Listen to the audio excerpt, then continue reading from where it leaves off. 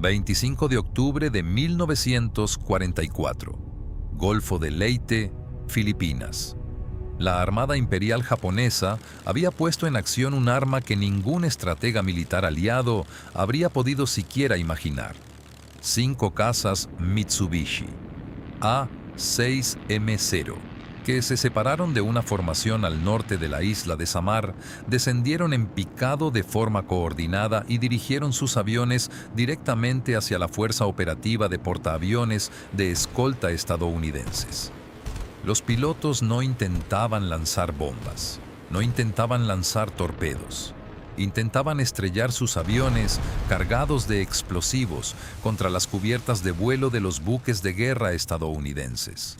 Los japoneses habían bautizado esta táctica como Toko. Los estadounidenses, en cambio, la llamaban kamikaze. Al final de aquella mañana, 3 portaaviones de escolta habían sido alcanzados y uno había quedado completamente reducido a cenizas. Sin embargo, durante las siguientes 5 horas, mientras oleadas de ataques kamikaze envolvían la bahía, la tasa de éxito de los pilotos japoneses que alcanzaban sus objetivos cayó de 1/3 a menos de 1/10 parte. Algo se extendía y detenía sus picados en el aire. Los Zero explotaban antes de sobrepasar la cubierta del destructor al que apuntaban.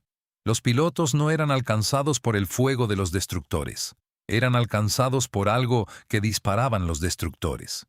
Una pequeña bala que no necesitaba impactar en el avión para inutilizarlo. El proyectil volaba a 25 metros de la cabina. Detectaba el metal del fuselaje mediante ondas de radio invisibles y explotaba automáticamente mientras el piloto aún se encontraba a los mandos. El arma que lo hacía era el secreto mejor guardado de los esfuerzos bélicos de los Estados Unidos. En cuanto al nivel de confidencialidad, superaba al del Proyecto Manhattan. Su desarrollo había costado aproximadamente $1.000 millones al valor de 1944. Y antes de que los japoneses comprendieran qué eliminaba a sus pilotos, llevaba casi 2 años utilizándose silenciosamente en la Guerra del Pacífico. Para comprender cómo una simple pieza de vidrio y cobre cambió toda la matemática de la Segunda Guerra Mundial, debemos remontarnos 4 años atrás, a una pequeña cabaña de madera en la Universidad Johns Hopkins de Maryland, donde a un físico discreto se le pidió que hiciera algo que nadie creía posible. En junio de 1940, la guerra en Europa había dado a las fuerzas aliadas una cruel lección de matemáticas. Los proyectiles antiaéreos tradicionales, equipados con espoletas mecánicas, eran prácticamente inútiles contra los aviones de combate modernos. Durante la Guerra Británica, la tasa de éxito de las baterías antiaéreas británicas era de aproximadamente un avión derribado por cada 18.000 proyectiles disparados. A finales de 1941, esta cifra mejoró ligeramente hasta situarse en un avión por cada 8.000 proyectiles, gracias principalmente a un mejor control de fuego. Sin embargo, el problema fundamental no había cambiado. Un proyectil antiaéreo contemporizador exigía que el artillero predijera de antemano dónde se encontraría el avión enemigo en el futuro.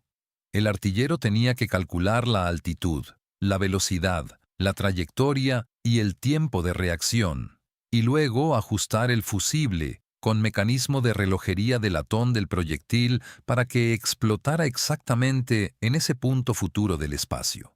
Si la estimación se desviaba tan solo 1/4 de segundo, el proyectil explotaría en el aire. Según los cálculos, el piloto tenía un 99,95% de posibilidades de esquivar cualquier proyectil que le lanzaran. Suscríbete y dale a me gusta. Tu apoyo nos ayuda a sacar a la luz historias olvidadas de armas secretas como esta. Merle Anthony Tube tenía 42 años en 1940.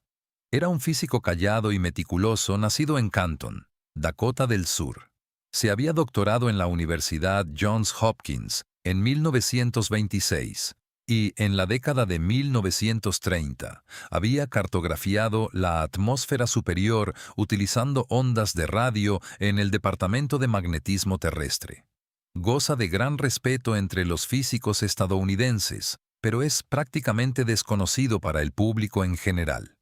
En junio de 1940, cuando aún faltaban 18 meses para que Estados Unidos entrara en guerra, un pequeño comité formado por altos mandos de la Marina se acercó a Tuve y le planteó una pregunta inusual.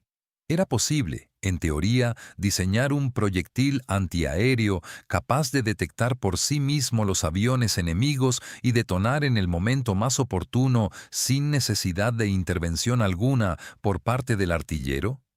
¿Podría imaginarse un artillero tal munición? Tuve reflexionó sobre esta pregunta durante 3 días. Al cuarto día, le dijo al comité de la Armada que la respuesta era casi con toda seguridad sí, pero que la ingeniería necesaria para ello sería algo sin precedentes. Los componentes de radio del proyectil debían soportar una fuerza equivalente a unas 20.000 veces la gravedad en el momento del disparo, lo que suponía aproximadamente 1000 veces la carga de resistencia de cualquier dispositivo electrónico de consumo disponible en 1940. Además, los componentes debían caber en un espacio más pequeño que una botella de leche. La Marina autorizó a Tuve a comenzar a trabajar a la mañana siguiente. A la unidad se le asignó el nombre en clave Sección T. A la tecnología se le dio oficialmente el nombre en clave VT, que significa tiempo variable, pero que era deliberadamente engañoso. Los detonadores de tiempo variable ya existían y no eran secretos. El verdadero significado de las letras nunca se reveló al público. El reto de ingeniería de la sección T no se parecía a ningún problema técnico que Estados Unidos hubiera intentado resolver anteriormente. Tuve y su equipo tuvieron que encajar en un espacio de aproximadamente 4 pulgadas, 10 centímetros, de altura, un transmisor de radar en miniatura completo, un receptor, un amplificador, una pila, un sistema de seguridad, un detonador y los cables necesarios para conectarlos entre sí. Todo ello debía funcionar mientras giraba a 30.000 revoluciones por minuto y aceleraba a una velocidad 20.000 veces superior a la gravedad estándar al salir por el cañón estriado de un proyectil. Tuve, en una entrevista concedida en 1962, había dicho que, al principio, la única forma honesta de definir el problema era reconocer que no podía resolverse con la tecnología disponible en ningún laboratorio del mundo en 1940. En diciembre de 1941, cuando se produjo el ataque a Pearl Harbor, la sección T había pasado de 12 a 400 miembros y trabajaba en 2 almacenes reconvertidos cerca de Silver Spring, en Maryland. En junio de 1942, el equipo había superado los 1000 ingenieros y físicos, y las pequeñas construcciones de madera del departamento original habían sido sustituidas por unas instalaciones especiales denominadas Laboratorio de Física Aplicada. El primer prototipo exitoso se probó en agosto de 1942 con un disparo de prueba contra un objetivo aéreo no tripulado sobre la bahía de Chesapeake. La espoleta funcionó. El avión no tripulado se desintegró en el aire. La Marina clasificó la prueba como Top Secret Magic, el nivel de confidencialidad más alto existente en el ejército estadounidense en aquella época. Esta clasificación se elevó 2 veces al año siguiente. En 1943, los documentos sobre el detonador BT se clasificaron a un nivel superior al de confidencialidad vigente en el Proyecto Manhattan, y el acceso a ellos requería una autorización de seguridad específica de la que ni siquiera el presidente Franklin Roosevelt disponía oficialmente hasta febrero de 1943. El primer uso bélico del detonador V tuvo lugar el 5 de enero de 1943, mientras el crucero USS Helena realizaba una misión frente a las costas de Guadalcanal. Un bombardero en picado japonés Aichi-D 3A-1 atacó a la flota. El Helena disparó 4 proyectiles de 5 pulgadas equipados con el prototipo de detonador BT Mark 32. El segundo proyectil explotó a unos 20 pies del bombardero en picado, mientras este aún se encontraba en picado. El bombardero se desintegró en el aire y cayó al mar.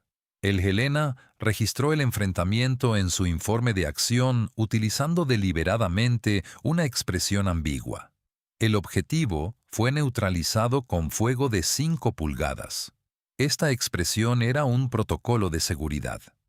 En 1943 estaba prohibido que los buques de guerra estadounidenses utilizaran la espoleta VT en condiciones que pudieran provocar que proyectiles sin detonar o que no hubieran explotado cayeran en territorio del eje. La norma era absoluta. Cada proyectil disparado con detonador V te debía lanzarse en condiciones tales que, en caso de fallo, cayera en aguas profundas donde los japoneses o los alemanes no pudieran recuperarlo. La Armada aplicó esta norma durante casi 2 años. Entre enero de 1943 y septiembre de 1944, todos los detonadores VT disparados en combate lo fueron sobre el agua. Esta norma fue la razón por la que la Armada Imperial japonesa no pudo comprender qué les sucedía a sus pilotos hasta los ataques kamikaze en la bahía de Leyte, en octubre de 1944. En ese momento, la flota del Pacífico había disparado cientos de miles de proyectiles con detonador BT en mar abierto y los japoneses no habían recuperado ni uno solo. El impacto numérico del misil, cuando comenzó su despliegue a gran escala, fue repentino y sorprendente incluso para los propios hombres de la sección T que lo desarrollaron. En la guerra antiaérea anterior al misil, según los estándares de 1942, se derribaba aproximadamente un avión por cada 1.200 proyectiles disparados por las baterías más eficaces.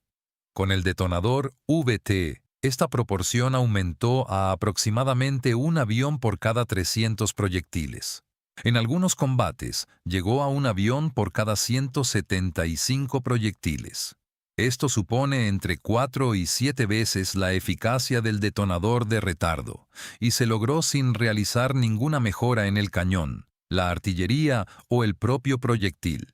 Este avance se encontraba íntegramente en el cilindro de latón de la punta del proyectil. Para comprender lo que esto significaba desde el punto de vista humano, hay que entender lo que sucedería en los cielos de Londres. Pero para captar todo su peso, primero hay que comprender los 4 meses posteriores a la batalla de la bahía de Leyte. Durante este periodo, el arma más secreta de toda la guerra abandonó por fin el mar abierto y se autorizaron las operaciones en tierra. En diciembre de 1944, la Armada Imperial japonesa había adoptado los ataques kamikaze como su principal doctrina antiaérea. Ese mismo mes, Alemania lanzó cerca de 7.000 bombas volantes V1 sobre el sur de Inglaterra. Ataques que causaron 6.000 víctimas civiles y dejaron 18.000 heridos.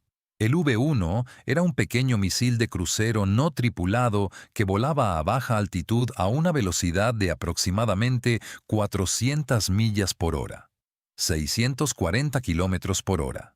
Y la tasa de éxito de las baterías antiaéreas con detonadores de tiempo tradicionales contra el V1 a principios del verano de 1944 era de aproximadamente el 24%. A finales de julio de 1944, el Mando de Defensa Aérea británico recibió autorización para comenzar a disparar munición con detonadores VT estadounidenses sobre tierra por primera vez en la guerra. La tasa de éxito contra el UMPO-1 aumentó en 3 fases. A mediados de agosto alcanzó el 54%. A principios de septiembre llegó al 70%. El 15 de septiembre de 1944, la tasa de éxito contra los cohetes V-1 que se dirigían hacia la costa sur de Inglaterra era del 79%. Los ataques con V-1 de Alemania contra Londres se derrumbaron prácticamente en las 10 semanas siguientes a la autorización del uso terrestre del detonador VT. Aproximadamente el 50% de todos los misiles V-1 lanzados contra Inglaterra en la segunda mitad de 1944 fueron neutralizados en vuelo por el fuego combinado de las baterías de artillería británicas y estadounidenses situadas en la costa. La Batalla de las Ardenas, en diciembre de 1944, fue el momento en que el ejército de los Estados Unidos levantó oficialmente la restricción de uso terrestre. Las baterías antiaéreas estadounidenses de 90 milímetros, reubicadas para el ataque terrestre, dispararon proyectiles con espoleta BT que explotaban en el aire sobre las columnas de infantería alemana que avanzaban por el bosque de las Ardenas. Un proyectil de 90 milímetros con espoleta de tiempo estándar que explotaba sobre la infantería causaba unas 12 bajas por proyectil. El disparo de un proyectil con espoleta VT por el mismo cañón causó unas 90 bajas por proyectil, ya que el proyectil ahora explotaba a la altura óptima sobre el suelo, independientemente del terreno. Los soldados de infantería alemanes no pudieron ponerse a cubierto tirándose al suelo. Las trincheras no los protegían. Los árboles tampoco los protegían. Los proyectiles detectaban el suelo o los cuerpos y explotaban exactamente a la altura que maximizaba el radio letal de la fragmentación.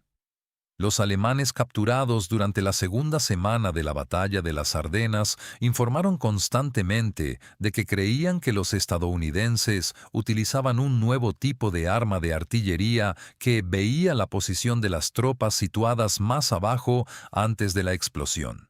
En esencia, tenían razón en cuanto al principio. Se equivocaban en cuanto al mecanismo. Los proyectiles no los veían. Reflejaban las ondas de radio que emitían. El general George Patton, en su informe de posguerra sobre la Batalla de las Ardenas, escribió la famosa frase que se cita en casi todos los libros de historia escritos después de la guerra. El nuevo proyectil con detonador extraño es devastador. El enemigo no entiende cómo funciona. El detonador llevaba casi 2 años utilizándose en la guerra. Los alemanes, por su parte, llevaban más de 1 año elaborando teorías al respecto. Habían conseguido hacerse con algunas piezas. Habían encontrado cables dentro de los proyectiles que no habían explotado. Sin embargo, no habían logrado descifrar el verdadero principio del circuito. Al final de la Segunda Guerra Mundial, el detonador de tiempo variable había contribuido a inutilizar unos 70.000 aviones en todos los frentes, a interceptar un número desconocido de bombas volantes V-1 y a dejar fuera de combate a unas 10.000 unidades terrestres adicionales solo en la Batalla de las Ardenas. Se habían fabricado unos 110 millones de detonadores VT. El coste total del programa fue de aproximadamente $1.000 millones estadounidenses al valor de 1944. Esto era comparable al coste total del Proyecto Manhattan. El general Walter Bedell Smith, jefe de Estado Mayor del general Eisenhower, declaró ante una investigación conjunta del Congreso tras la guerra que el detonador de proximidad era, junto con el radar y la bomba atómica, una de las 3 armas decisivas de la Segunda Guerra Mundial. Merle Tuve, que pasó 5 años en los mismos edificios de madera donde había comenzado, regresó discretamente a la investigación científica en 1946. Fue nombrado para un puesto de alto nivel en el Instituto Carnegie, y durante los 40 años restantes de su vida, casi nunca habló públicamente sobre la sección T. En 1946 fue galardonado con la Medalla Presidencial al Mérito. Llevó la medalla a casa en una pequeña bolsa de papel. Entró en el salón de su casa de Maryland, dejó la bolsa sobre la mesa del comedor y nunca más volvió a mencionar el tema. Años más tarde, su hija diría en una entrevista que, cuando le preguntaban a su padre por los años de la guerra, él se limitaba a encogerse de hombros. Había un trabajo, solía decir Tuve, y lo hicimos. Eso era todo lo que el hombre que derribó 70.000 aviones, salvó Londres y detuvo a un ejército en las Ardenas podía decir sobre la guerra. Quizá ese sea el silencio de la verdadera genialidad. En lugar de cargar con el peso de lo que hizo, dejarlo sobre la mesa y salir de la habitación. En la historia del detonador V, te hay un pequeño detalle que a veces pasa desapercibido en relatos más amplios sobre armas secretas y batallas decisivas. El equipo de la sección T estaba formado por unas 800 mujeres técnicas, la mayoría procedentes de la zona de Washington-Baltimore. Estas mujeres trabajaban en 3 turnos de 8 horas, ensamblando a mano tubos de vidrio en miniatura bajo el microscopio. El trabajo era tan delicado que ninguna fábrica de Estados Unidos podía fabricar estos detonadores con máquinas automáticas. Cada uno de los 110 millones de detonadores VT utilizados en la guerra en los cielos del Pacífico, el Atlántico y Londres y en los bosques de Bélgica fue montado por una persona, casi siempre una mujer, que trabajaba con pinzas y lupa en un banco de madera de un almacén reconvertido en Maryland. A la mayoría de estas mujeres nunca se les dijo para qué servía el dispositivo. Solo se les dijo que el trabajo era importante, que la confidencialidad era importante y que el destino del país dependía de la delicadeza de sus manos. Nunca recibieron ninguna medalla. Nunca fueron reconocidas públicamente. En realidad, eran heroínas invisibles. Hoy en día, en ese antiguo almacén de Maryland, se exhiben algunas de las lupas que utilizaban las mujeres inclinadas sobre los bancos de trabajo.